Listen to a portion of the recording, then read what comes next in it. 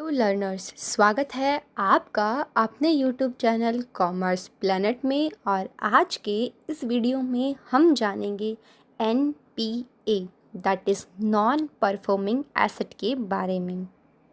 As on 31 मार्च 2004 के बाद अगर कोई भी इंटरेस्ट, प्रिंसिपल या इंस्टॉलमेंट अनड्यू है यानी कि ओवर ड्यू है और ये 90 डेज़ तक आपको रिकवर नहीं हुई, या कोई भी ओवरड्राफ्ट, कैश क्रेडिट जो कि रिमेन ओवर ड्यू है 90 दिनों तक,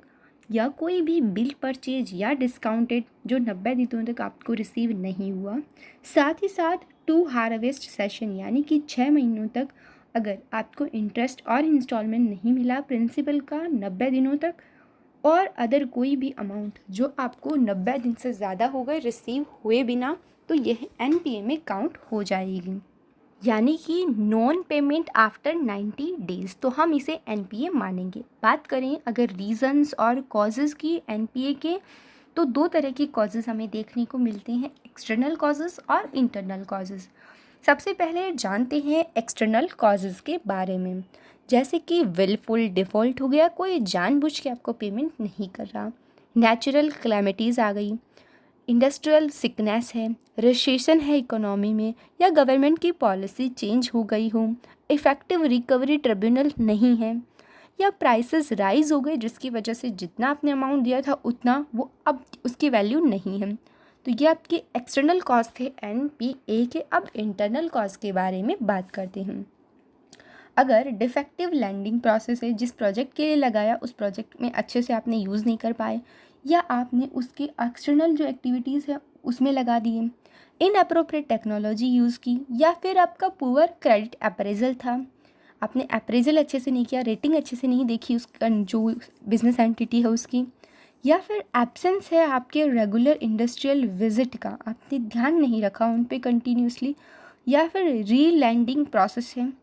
और साथ ही साथ आपकी फ्रॉडलेंट प्रैक्टिसेस भी हो सकती है कि आप अपने जो सामने वाली पार्टी है उसके साथ मिले हुए हो।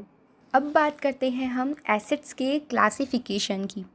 तो पहले हम स्टैंडर्ड एसेट्स की बात करते हैं, जो रेगुलर हमें इंस्टॉलमेंट मिलती रहती है। इसे हम 3 कैटेगरी में बांटते हैं।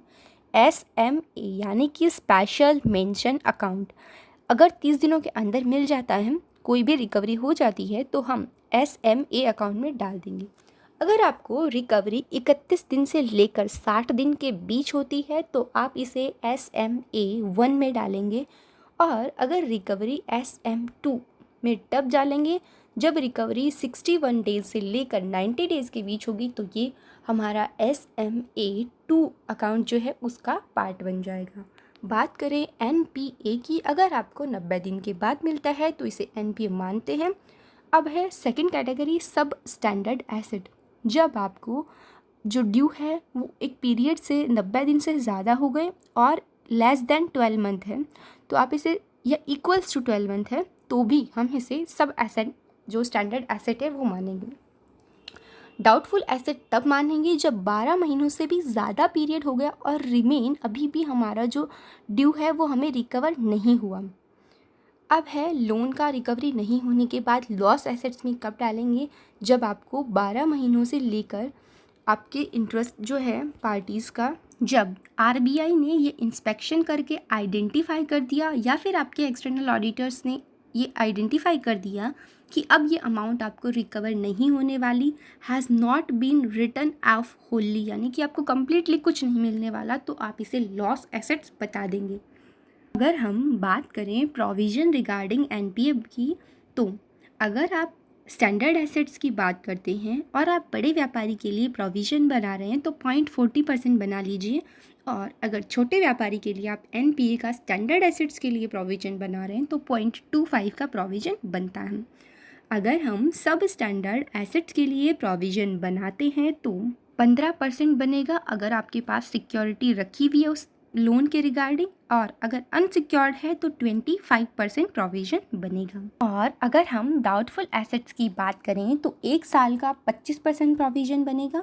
1 से 3 साल के लिए हम 40% का प्रोविज़न बनाएंगे, और 3 साल के बाद हम इसे 100% प्रोविज़न क्रिएट करना होगा। डाउटफुल एसेट्स के केस में अगर सिक्योर्ड है 1 साल के लिए तो आप 25% का प्रोविज़न बनाएंगे और अनसिक्योर्ड के लिए 100% का प्रोविज़न बनाएंगे। अगर 1 से 3 साल के लिए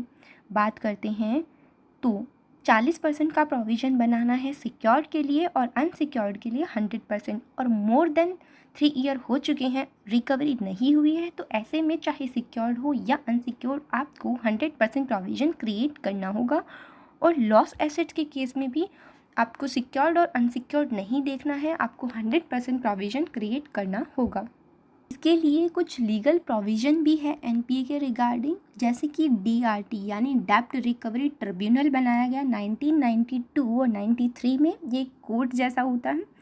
दूसरा है 2002 में आपका सरफासी एक्ट आया। अगर आपका लोन अमाउंट कम से कम 10 लाख रुपए है तो आप सरफासी मतलब securitisation and reconstruction financial assets enforcement security interest act 2000, तो ये भी। तो सरफासी एक्ट में अगर कोई डिफ़ॉल्टर है तो आप उसकी एग्रीकल्चर लैंड को सेल नहीं कर सकते। अगर आपको 20% या उससे कम की रिकवरी नहीं हुई है, यानी कि आपने 80% मनी रिकवर कर लिया है, तो ऐसे में आप 60 डेज़ का नोटिस देके सरफासी एक्ट के थ्रू अपना प्रोसीडिंग करवा सकते हैं। साथ ही साथ हमारा एक भगोड़ा कानून जो है भगोड़ा एक्ट 2018, अगर विलफुल डिफ़ॉल्टर है तो इसके लिए बैंक करप्सी एक्ट आया था, जो कि हमें बताता है कि अगर आपका लोन 100 करोड़ से ज़्यादा का है तो पर्सनल एसेट्स भी बेचकर हम लोन की रिकवरी कर सकते हैं विलफुल डिफ़ॉल्टर के केस में भगोड़ा कानून के तहत। आज के इस वीडियो में आपने कुछ भी नया सीखा हो तो प्लीज़ वीडियो को लाइक कीजिए, चैनल को सब्सक्राइब कीजिए और साथ ही साथ शेयर कीजिए।